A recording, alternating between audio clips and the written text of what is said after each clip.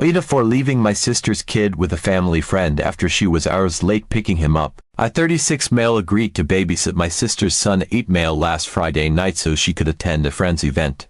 My sister is a single mom, and I know she doesn't get a lot of time to herself, so I was more than happy to help out. I don't get to spend time with my nephew as often as I'd like. He's a great kid, funny and curious, and I was looking forward to a chance to hang out with him one-on-one. My sister assured me she'd be back early Saturday morning, so I figured we'd have a relaxed evening, and then she'd pick him up around breakfast time. On Friday, I was all set to make the evening as memorable as possible for my nephew. I wanted it to be a fun night he'd remember, something a little special since I don't get to see him often. I stocked up on all his favorite snacks beforehand: chips, candy, chocolate bars, even those little juice boxes he loves. I ordered a pizza with extra cheese and pepperoni, just how he likes it, and made sure to have some dipping sauces because he's all about those. I even bought a couple of fun board games and a puzzle, just in case he wanted something a bit different. Once he arrived, we dove right into the activities. He was absolutely thrilled, bouncing around and trying to decide what to do first. We started with a board game, one of those simple ones he could really get into without getting frustrated. Then, we moved to the movies. I let him pick, and he carefully selected his favorite animated films, almost like he was curating a playlist for the perfect night.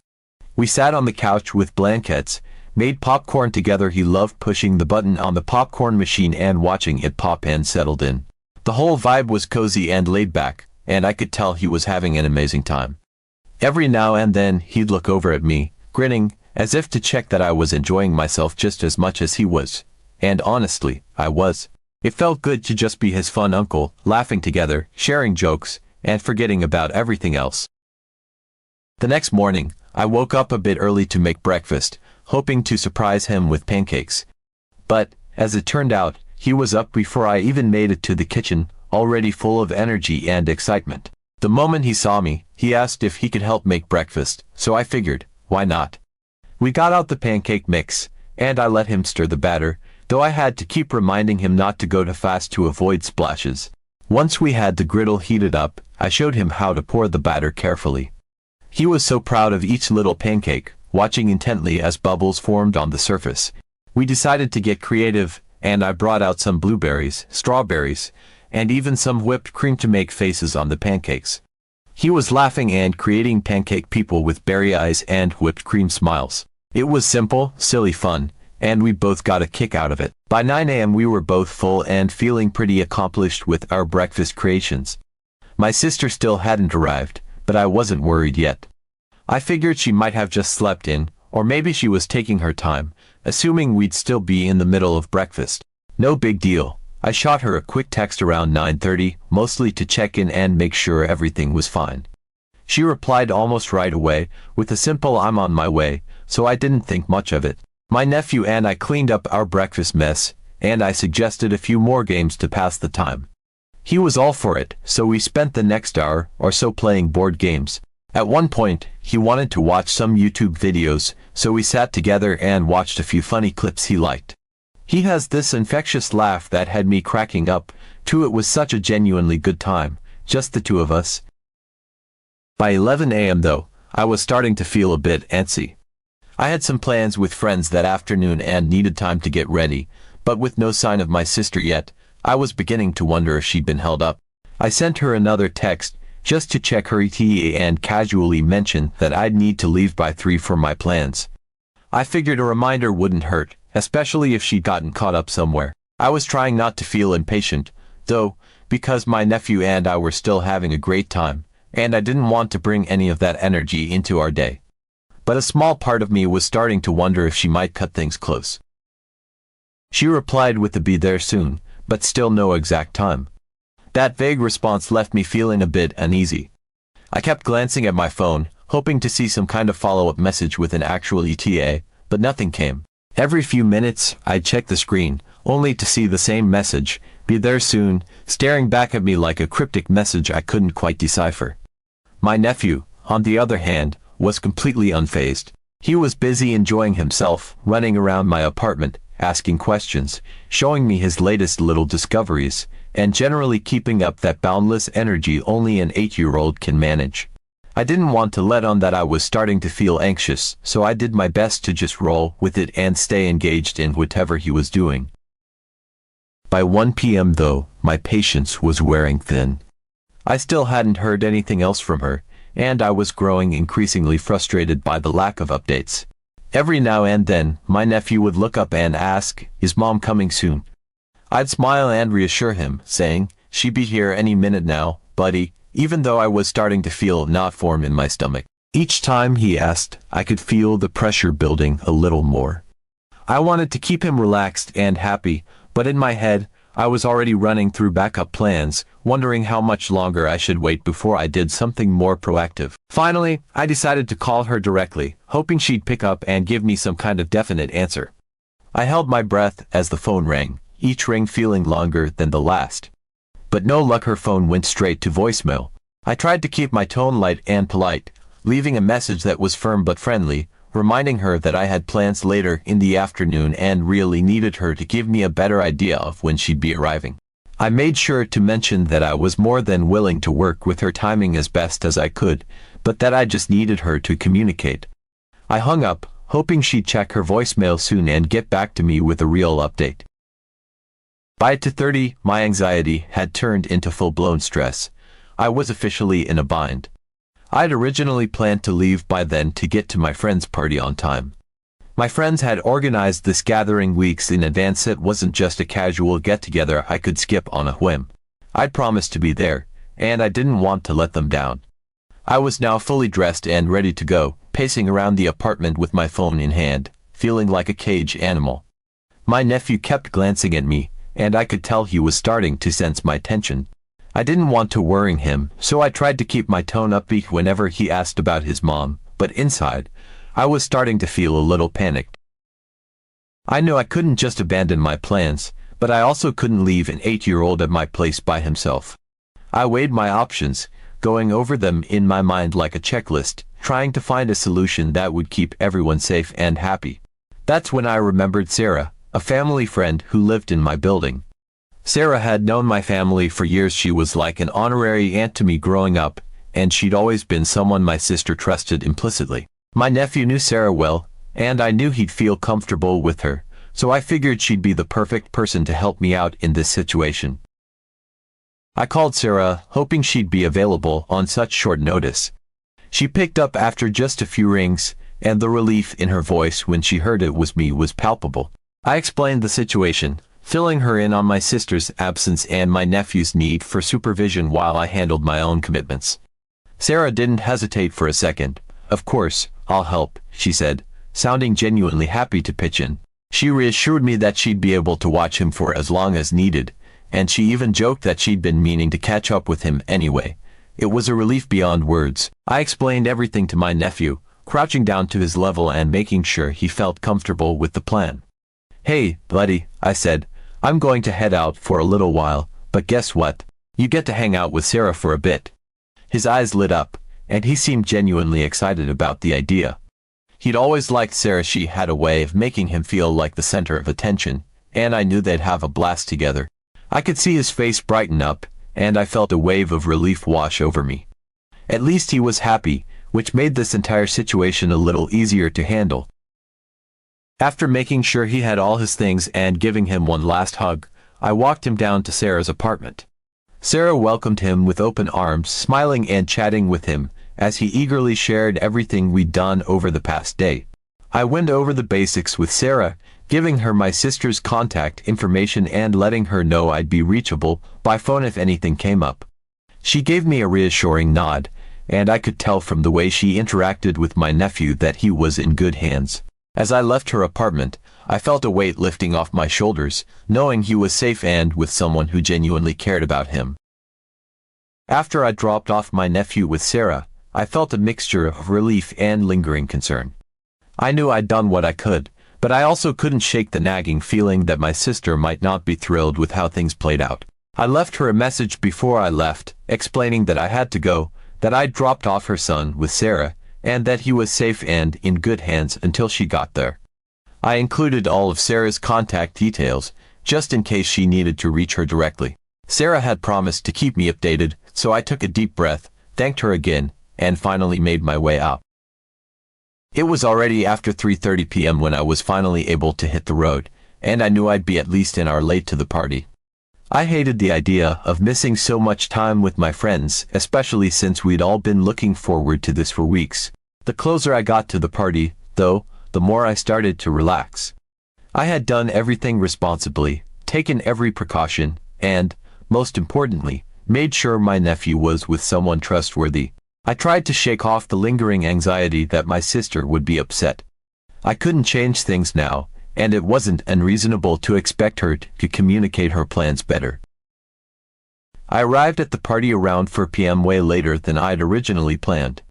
As I walked in, I could feel the weight of the past few hours still clinging to me, like an invisible shadow. My friends greeted me enthusiastically, glad I'd made it despite the delay, and I did my best to settle in and focus on enjoying myself. I tried to push thoughts of my sister's reaction to the back of my mind, telling myself that surely she'd understand once I explained everything. Even as I mingled and caught up with friends, though, my phone stayed within reach, never out of my sight. Every few minutes, I found myself checking it, just waiting for a text or a call from my sister.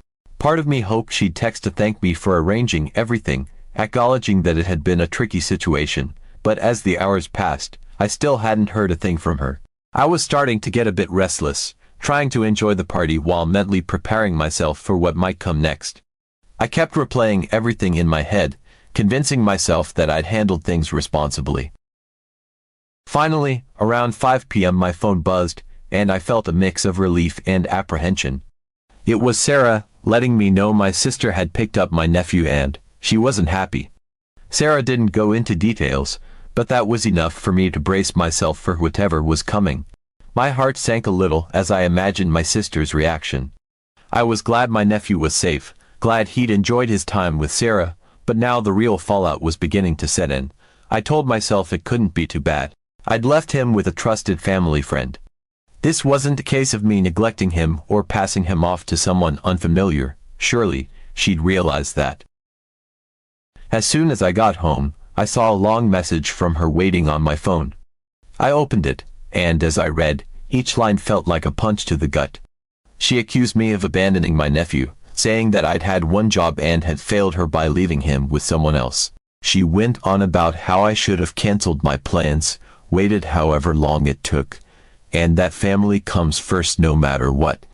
She wrote as if I'd just walked out the door without a second thought, without even trying to reach her. I could feel my frustration bubbling up. Her message made it sound like I'd been careless, like I hadn't tried multiple times to get in touch with her before resorting to leaving my nephew with someone we both trusted.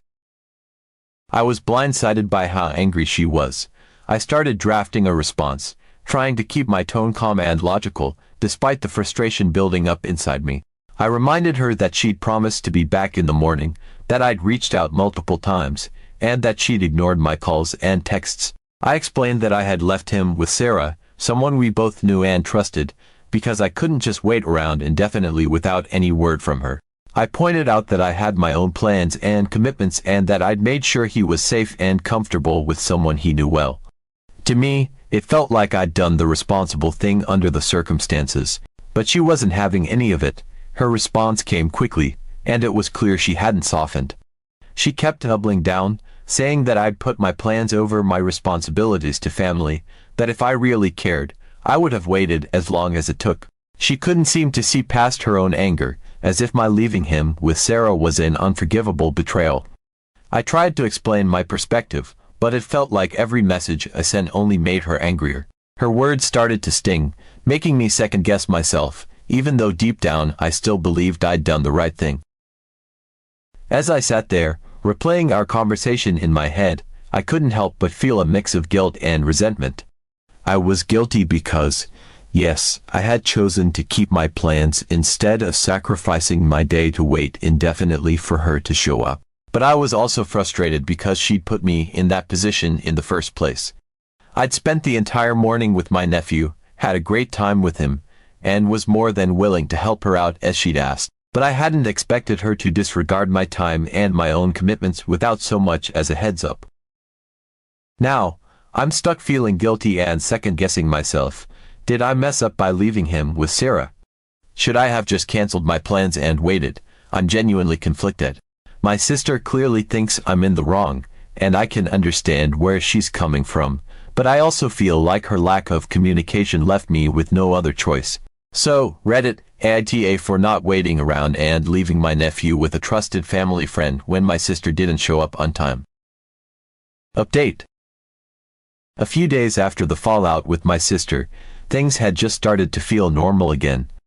I'd gone back to my routine, still carrying a little bit of that lingering guilt but trying to move on. I figured we both needed time to cool off. I'd been hoping she might reach out with a fresh perspective, or at the very least, with a bit more understanding of my side of things. But I didn't hear from her, so I assumed she still needed more time to simmer down. In the back of my mind, I wondered if this would change our dynamic moving forward, if she'd hold this against me in the long term. Then, out of nowhere, I got a call from her one evening. I didn't know what to expect, maybe an apology, or at least some kind of closure. But what I heard on the other end of the line shocked me. She was calm but direct and immediately launched into a plan she'd already made without asking me first. She casually told me that she would be dropping off her son at my place for a few hours, that her boyfriend and she had plans, and that I would need to watch him. There wasn't even a hint of a question in her tone, just a blunt announcement, as if it was already set in stone. She went on to say that this would give me a chance to make up for the previous incident, and that watching her son would be a way for me to redeem myself after having let her down. I was stunned. The audacity floored me. She'd ignored my feelings about what had happened last time, clearly still holding on to her grudge, and now she was using it as leverage. She was treating it as if I owed her something, as if I was indebted to her, all because I hadn't waited around for hours on end with no communication. She seemed to feel that her last-minute, unplanned demand was somehow justified as payback. As she laid out her plan, I tried to keep my composure, though my mind was racing. I couldn't believe her lack of consideration. It was like she had completely disregarded the fact that I have my own life, my own responsibilities, and my own plans. She acted like her decision to drop off her son was a done deal, as if I were merely an extension of her schedule, expected to be available at her beck and call. There was no recognition of the fact that she should have asked me first, or at least checked if I was available. And then there was the thinly veiled guilt trip, as though I needed to be the one to make amends after everything that had happened. After taking a breath, I calmly told her that I already had plans that night. I tried to make it clear that it was important to me, and that, if she'd wanted me to babysit, she should have given me more notice. I explained that it wasn't reasonable to call at the last minute and expect me to drop everything. But my response didn't seem to matter to her at all. She barely even acknowledged it, brushing it off, as if my plans and my needs didn't hold any weight. It was as if she had completely disregarded anything I'd just said, doubling down and insisting that I would, in fact, be available. I could feel my frustration building, but I kept my voice level, reiterating that I couldn't just cancel my plans on a whim. Her response was cold, almost dismissive. She didn't care. She seemed convinced that I was obligated to help her whenever she demanded it, even if it meant upending my own life. She was so wrapped up in her own needs and frustrations that she couldn't see past her own perspective. She didn't want to hear anything from me except agreement. When I told her that I was, in fact, refusing to watch him, she reacted like I'd committed some unthinkable betrayal. She seemed genuinely shocked that I wasn't bending to her will, as if my refusal was completely unexpected. There was a pause on her end, and I could sense the anger bubbling up. She finally said something short and curt, and then I heard a click. The call had ended. In that moment, I sat there feeling a mixture of disbelief and anger. I couldn't wrap my head around how entitled she'd become, or why she felt that her priorities should always supersede mine. My mind kept racing over the fact that she acted as if I were somehow responsible for her child whenever she needed me, and that she viewed my time as something she could use at her convenience. It was almost as if, in her mind, I didn't have my own life, my own needs, or even a right to my own plans. I was stunned by her lack of empathy and by how she had twisted the situation, portraying me as the one at fault for standing my ground. In that moment, I resolved to make it clear that I wasn't going to be a backup plan any longer. I wasn't going to be the person she could count on to drop everything whenever it suited her. I wanted to be there for my nephew, but I couldn't keep allowing her to bulldoze over my boundaries. As much as it hurt to think that this might create even more tension between us, I knew I couldn't keep allowing myself to be treated like this. This was her child, her responsibility, and she needed to start respecting the fact that my life was not just an extension of hers. The call left me frustrated, but it also left me resolute. I was done being taken for granted. If she couldn't see that, then perhaps it was time for her to realize that I wasn't just there to fulfill her needs whenever she demanded it. I had my own life. She should have understood that.